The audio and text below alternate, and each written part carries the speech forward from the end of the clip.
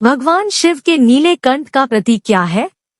देवताओं और दानवों के बीच लगातार लड़ाई चल रही थी। जब लड़ाइयाँ बार बार होने लगी और कई मारे जाने लगे, तो उन्होंने समुद्र के अंदर छिपे जीवन के रस या अमृत को बाहर लाने और उसे अपने बीच बांट लेने का फैसला किया, ताकि वे दोनों अमर हो जाए और वे खुशी खुशी लड़ाई कर सकें। युद्ध इतना भयानक इसलिए है क्योंकि उसमें बहुत मौतें होती हैं।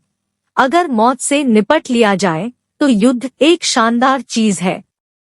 उन्होंने आपस में हाथ मिलाते हुए समुद्र का मंथन करने का फैसला किया। कहानी यह है कि उन्होंने मेरु नामक एक पर्वत चोटी को बाहर निकाला और समुद्र को मथने के लिए एक विशाल सांप को रस्सी की तरह इस्तेमाल किया। जब उन्होंने मंथन शुरू किया तो अमृत या जीवन रस की बजाय समुद्र की गहराई से एक घातक जहर निकला। उसे हलाहल कहते थे। यह घातक जहर बहुत ज्यादा मात्रा में था। सभी देवता डर गए कि अगर इतना जहर बाहर निकला तो पूरी दुनिया नष्ट हो जाएगी और इसमें कोई कुछ नहीं कर सकता था।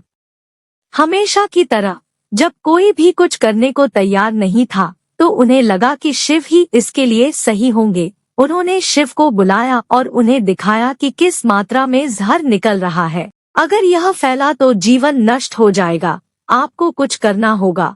हमेशा की तरह अपनी चिंता किए बिना वह उस जहर को पी गए।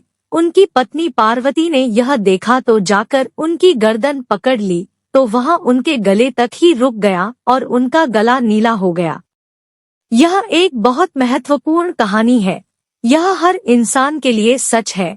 अगर आप किसी इंसान की गहराई में जाए तो सिर्फ एक चीज होती है, लगातार बढ़ता जीवन। अगर वे अपनी पहचान उससे जोड़ लेते हैं तो उनका मन और भावनाएं भी उसी तरह काम करेंगी। लेकिन अगर आप सतही तौर पर उन्हें छूते हैं तो यह एक स्त्री है, यह एक पुरुष है, यह एक अमेरिकी है, यह एक भारतीय है और ऐसी कई सारी चीजें। यह भेदभाव जहर है। जब उन्होंने सतह पर मंथन किया तो दुनिया का जहर बाहर आया।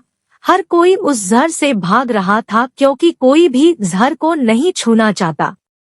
शिव ने दुनिया का जहर पी लिया और वह उनके गले पर ही रुक गया।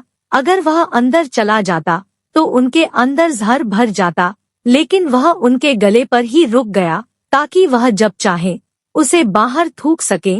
अगर वह आपके गले में हो तो आप उसे थूक सकते हैं। अगर वह आपके शरीर में घुस जाए तो आप उसे बाहर नहीं निकाल सकते। फिलहाल आपकी राष्ट्रीयता, जेंडर, परिवार, जेनेटिक पहचाने, नस्ली पहचाने, धर्म आपके गले तक नहीं रुके हैं। वे आपके शरीर की हर कोशिका तक पहुंच गए हैं। उसे मतकर ऊपर लाने की जरूरत है ताकि आप उसे बाहर थूक सके और यहाँ सिर्फ जीवन के एक अंश के रूप में जी सके। यही शिव के नीलकंठ होने का प्रतीक है। उन्होंने दुनिया का सारा जहर अपने गले में भर लिया और जब भी बाहर निकालने की जरूरत हो तब वे उसे थूकने के लिए तैयार थे। अगर वह उनके शरीर में चला जाता फिर उसे बाहर निकालने का कोई तरीका नहीं होता। सारी आध्यात्मिक प्रक्रिया एक तरह से मंथन की प्रक्रिया है ताकि आपके सभी पक्षवात उभर आए और एक दिन हम आपको उसे थूकने के लिए कह सकें। अगर वह बहुत गहराई में होगा तो उसे बाहर कैसे निकालेंगे? अगर मैं आपके किसी पूर्वाग्रह को बाहर निकालने की कोशिश करूंगा तो आपको ऐसा अनुभव होगा जैसे आपका जीवन बाहर निकाला जा रहा है। अगर मैं आपके लिंग, बच्चों, माता पिता या देश के साथ आपकी पहचानों को खत्म करने की कोशिश करूंगा तो ऐसा लगेगा मानो आपका जीवन खत्म हो रहा है। नहीं, सिर्फ भेदभाव का जहर खत्म किया जा रहा है। इसलिए अब भेदभाव का जहर थूकने का समय है। शिव जी की जय। प्लीज लाइक एंड शेयर और अगर आप चैनल पे नए हैं तो सब्सक्राइब जरूर कर ले।